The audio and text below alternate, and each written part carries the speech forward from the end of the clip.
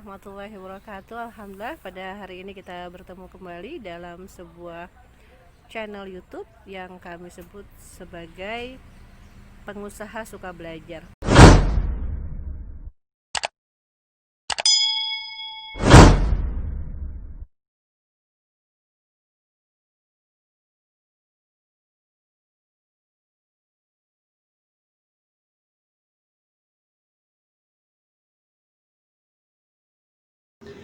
Tipe kepribadian terakhir yaitu compliance. Compliance ini kita bahas di bab 6, yaitu mengenai orang-orang yang bekerja secara perfeksionis, detail, akurat, dan sistematis. Dia bekerja by on data, yaitu sesuai dengan regulasi juga ya.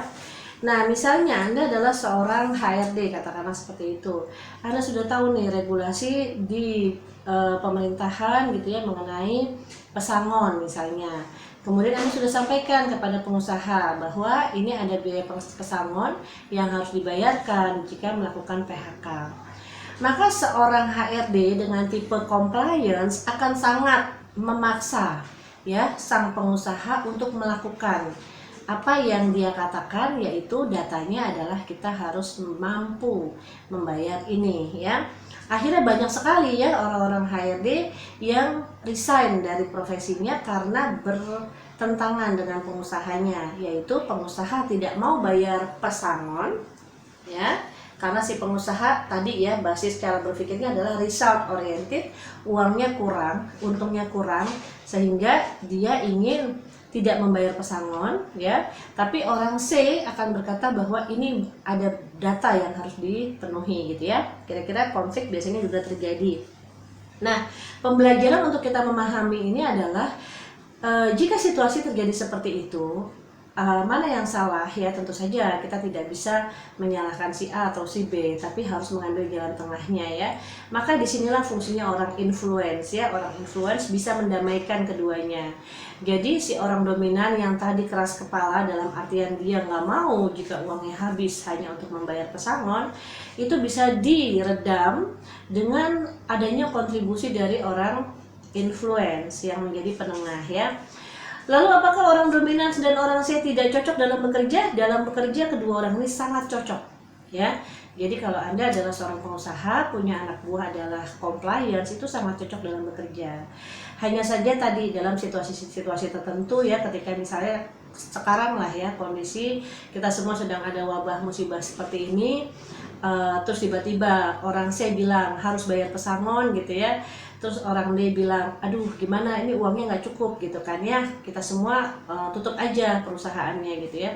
Jadi banyak sekali ya pengusaha yang juga mulai menyatakan dengan terus terang bahwa dalam kondisi seperti ini kita tutup aja dulu, katakanlah 1 tahun 2 tahun bisnisnya nggak ada, artinya semuanya kandas ya, tidak ada satupun yang sukses di dalam kondisi seperti ini kalau keputusannya adalah menutup. Tapi akhirnya dicari jalan keluar.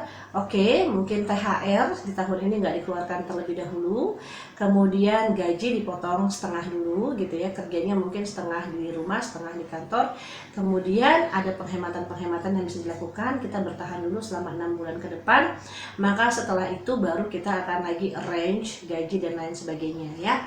Jadi orang-orang compliance ini bicara pakai data ya, bicara pakai data, dan orang-orang ini bagus ya kalau misalnya dia profesinya adalah seorang peneliti, accounting, programmer, bahkan seperti Bapak B.J. Habibie. Kita tahu ya, Bapak B.J. Habibie adalah penemu dari sayap pesawat ya.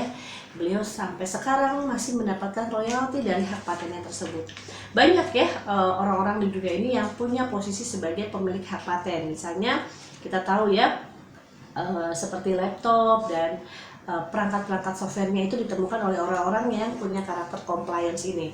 Termasuk juga saya yakin pemilik Facebook ya, itu juga punya tipe compliance ini. Hanya saja kita perlu analisa apakah dia juga punya tipe dominansinya juga, karena bisa jadi campuran. Jadi campuran antara compliance dan dominan seperti itu. Oke, sampai di sini saja dulu pembahasan kita mengenai buku ini, yaitu 6 bab.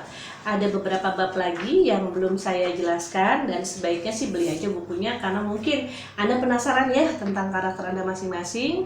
Sebaiknya Anda pelajari dengan baik sekali mengenai hal ini karena ini akan sangat menjadi guidance ya, menjadi handbook, menjadi panduan dalam langkah Anda selanjutnya. Sebagai seorang pengusaha tentu bukan hanya ini saja yang harus Anda kuasai, ada banyak lagi ya, ada manajemen pemasaran dan manajemen keuangan dan lain-lain. Tentu saja Anda harus belajar dan terus belajar. Maka saya mengajak Anda semua untuk suka juga dengan channel ini yang namanya adalah Pengusaha Suka Belajar. Mudah-mudahan 1 minggu Anda bisa belajar 1 kali di dalam channel ini, berarti 1 bulan bisa 4 kali pembelajaran.